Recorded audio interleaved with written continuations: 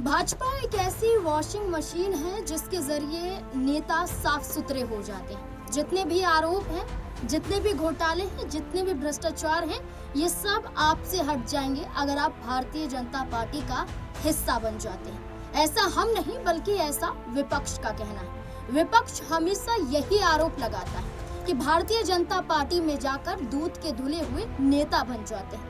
लेकिन महाराष्ट्र में ये राजनीति सफल नजर नहीं आ रही है, या कहें कि महाराष्ट्र में महायुति गठबंधन में एकता ही नहीं।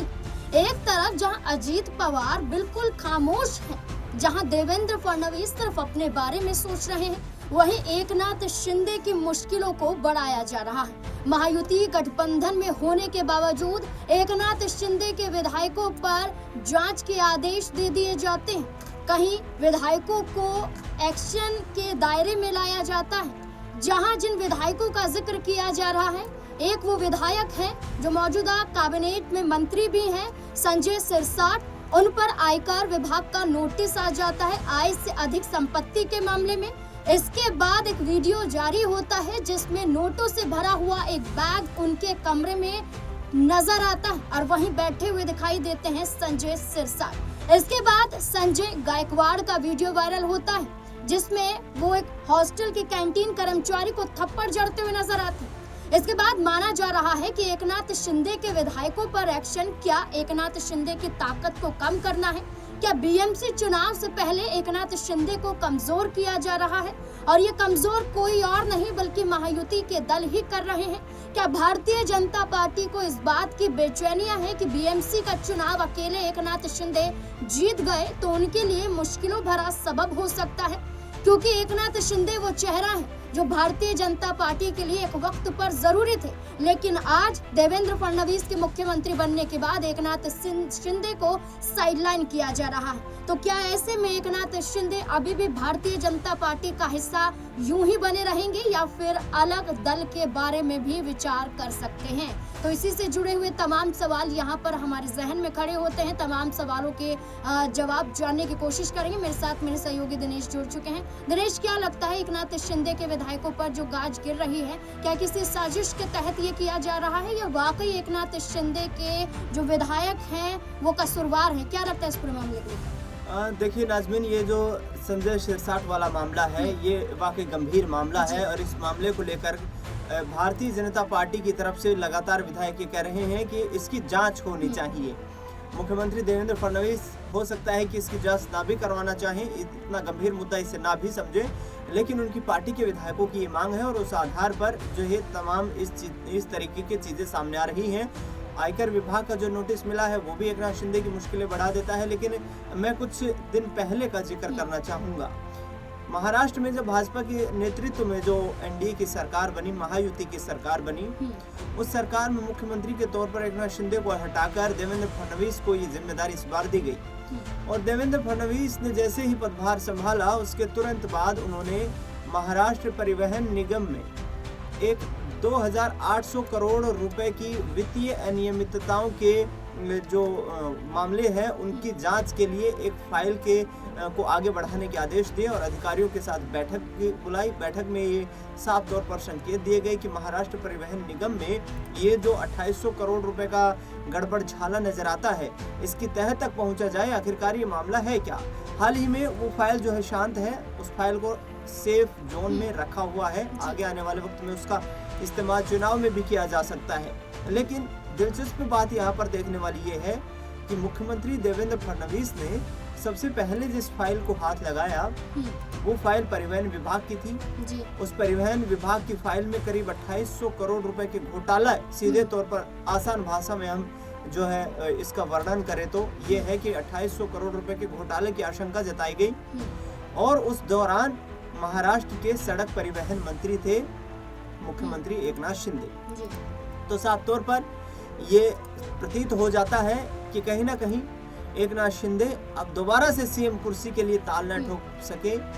ये उस तरीके का एक माहौल, एक कहीं ना कहीं ये कहें कि शेर के जबड़े में वो मांस डाल भी दिया गया है और उस मांस को वापस खींचना भी चाहते हैं, लेकिन अभी शेर को गुस्सा नहीं करना चाहते हैं तो शेर को शांत बैठे रहने दिया जा रहा है। तो कहीं ना कहीं एकनाथ शिंदे की वही हालत अब महाराष्ट्र में हो चुकी है, क्योंकि एक तरफ वो 2800 करोड़ रुपए की वित्तीय अनियमितताएं, वो मामला उनके लिए लगातार टेंशन का माहौल खड़ा कर रहा है। दूसरी तरफ उनके विधायकों पर इस तरीके की इनकम टैक्स के नोटिस आ जाते हैं, कुछ जो है कैश भी बरामद होता बताया जाता है। तो ये तमाम ऐसी चीजें हैं जो एकनाथ शिंदे को भारतीय जनता पार्टी के सामने उस स्टेज पर खड़ा कर देती है लाकर, जहां पर एकनाथ शिंदे कुछ भी नहीं बोल सकते हैं बीजेपी सरकार के खिलाफ। यानी कि महाराष्ट्र में यदि वो चाहे कि पाला बदल ले, यदि उनकी जो सियासी हैसियत है उसको यहाँ पर दरकिनार किया गया है, तो आगे आने वाले वक्त में वो उद्धव ठाकरे, राज ठाकरे या फिर महा विकास आघाड़ी गठबंधन की तरफ रुख भी कर ले। लेकिन बीजेपी ने ये दो ऐसे काम किए हैं अभी तक के इस कार्यकाल में जो कहीं ना कहीं एकनाथ शिंदे को बैकफुट पर धकेलते हैं। छोटी सी एक और यहाँ पर उदाहरण पेश करना चाहूंगा। एकनाथ शिंदे ने हाल ही में बाबा साहेब भीमराव अंबेडकर के पोते आनंद राज अंबेडकर के साथ उनकी पार्टी रिपब्लिकन पार्टी जो है उसके साथ गठबंधन किया है। इसका सीधा मतलब ये निकाला जा रहा है कि महाराष्ट्र में एकनाथ शिंदे हिंदुत्व की राजनीति के साथ साथ दलित वोट बैंक को भी अपनी ओर आकर्षित करने के लिए जुट चुके हैं।